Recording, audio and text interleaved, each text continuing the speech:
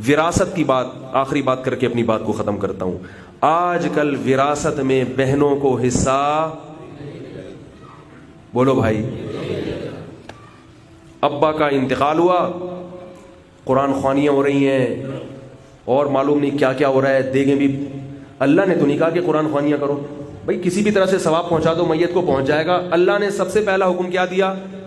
للرجال نصیب مما اکتسبوا فرمایا یوصیکم اللہ فی اولادکم للذکر مثل حظ الانثیین. باپ جب مر جائے تو اللہ کی وصیت ہے کہ بیٹے کو دگنا دو اور بیٹی کو اس کا آدھا دو. بھائی کیا کرتے ہیں؟ یار وہ ہماری بہنیں ہیں، ان کو کیا ضرورت ہے، ان کے جہیز پہ ہم نے اتنا دے دیا تھا، ہمیں زیادہ ضرورت ہے، ہمیں گھر چلانا ہے، ہمیں یہ کرنا ہے، ہمیں وہ کرنا ہے. تو یہ کس کو مشورہ دے رہے ہیں؟ اللہ کو مشورہ دے رہے ہیں کہ اللہ تو نے خام خامے بہنوں کا حصہ ڈال دیا، ہماری بہنوں کو تو ضرورت ہی نہیں ہے. بھائی اللہ نے یہ نہیں کہا کہ بہن کو ضرورت ہے تو دو، ضرورت نہیں ہے تو نہیں دو. اللہ نے کہا کہ بہن کو دینا پڑے گا. ایک بہن کو 1 کروڑ کا جہیز دیا ہو اور ایک کو کچھ بھی نہ دیا ہو، دونوں کا حصہ برابر ہے. لیکن جائیداد تقسیم نہیں کرتے، مائیں رکاوٹ ڈالتی ہیں. جب تک میں زندہ ہوں میرے میاں کی پراپرٹی کو ہاتھ، اور پھر عورتیں، خاندان کی عورتیں تانے دیتی ہیں ابھی کفن میلا نہیں ہوا اور جائیدادیں بٹنا شروع کر دیں، اس کی روح کو تکلیف پہنچا رہے ہو. یہ ڈائلاگ ہیں، یہ آپ کا اخپل اسلام ہے، ٹھیک ہے نا؟ یہ غیرت اخپل ہے. بھائی ابا کا وہ رہا نہیں ہے، مردہ کسی چیز کا مالک نہیں ہوتا. اگر وہ ابا کا ہوتا تو ابا کے ساتھ ہی لے جاتے نا اس پراپرٹی کو. اللہ نے کہا جب آنکھ بند ہوئی تو ابا کی جتنی چیزیں ہیں 8واں حصہ بیوہ کا ہو گیا، 6واں حصہ ابا کے ماں باپ کا ہو گیا، اور باقی کس کا ہو گیا؟ بیٹے کا ہو گیا دگنا، بیٹی کا ہو گیا آدھا. تقسیم ہی نہیں کرتے.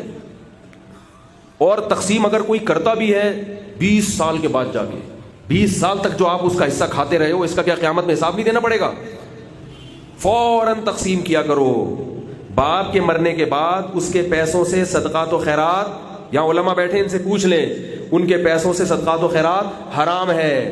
اس کو تقسیم کرنا پڑے گا. جس کے حصے میں آ جائے اس کی اپنی مرضی، پھر ابا کے لیے صدقہ جاریہ کرے نہیں کرے وہ اس کی مرضی ہے. آپ اس کے پیسے کو ہاتھ، بولو بھائی، نہیں لگا سکتے. حتیٰ کہ کسی کا انتقال ہوا، اس کی بیوی کے پیٹ میں بچہ ہے، 1 دن کا بچہ ہے، حمل ابھی پیدا ہوا ہے، اس حمل کا بھی حصہ ہے شریعت میں. وہ جب پیدا ہوگا، لڑکا ہوگا تو دگنا، لڑکی ہوگی تو آدھا حصہ اس کا محفوظ رکھا جائے گا. قرآن کہہ رہا ہے کہ ان الذین یاکلون اموال الیتامی ظلما انما یاکلون فی بطونہم نارا.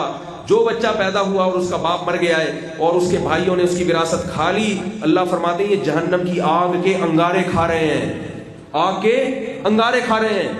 پھر اللہ نے کہا اتنی حفاظت کرو کہ بچہ جب بلوغت کی دہلیز پہ قدم رکھے تو فرمایا ابھی ناسمجھ ہے، اس کو اس کا مال اس کے حوالے مت کرو، ضائع نہ کر دے کہیں. وَلَا تُؤْتُوا السُّفَهَاءَ أَمْوَالَكُمُ الَّتِي جَعَلَ اللَّهُ لَكُمْ قِيَامًا. فرمایا ابھی صرف اس کے پیسے سے اس پر مناسب طریقے سے خرچ کرو، یہاں تک کہ جب یہ سمجھدار ہو جائے، پیسے کے فائدے نقصانات جاننے لگے، پھر سارا پیسہ اس کے حوالے کرو. لیکن بڑا بھائی یہاں جتنے بڑے بھائی بیٹھے ہیں ان کے علاوہ کی بات کر رہا ہوں. بڑے بھائی کیا کرتے ہیں؟ تو چھوٹا ہے، میں ہوں نا، میری دکان ہے نا، بس میں کروں گا نا. ترسا کے بڈھے ہو جاتے ہیں، پھر جا کے تھوڑے تھوڑے کر کے توڑ کے دیتے رہتے ہیں. اور علماء نے لکھا ہے کہ 25 سال آخری عمر ہے سمجھداری کی، کیونکہ ایسے لوگ بھی علماء سے سن لیا کہ چھوٹا بھائی نہ سمجھے تو اس کو نہ دو جب تک سمجھدار نہ ہو جائے. وہ چھوٹا 60 سال کا ہو گیا مگر بڑا بھائی کہتا ہے ابھی سمجھدار. اس لیے فقہاء نے بیان کیا کہ 25 سال انتہائی عمر ہے.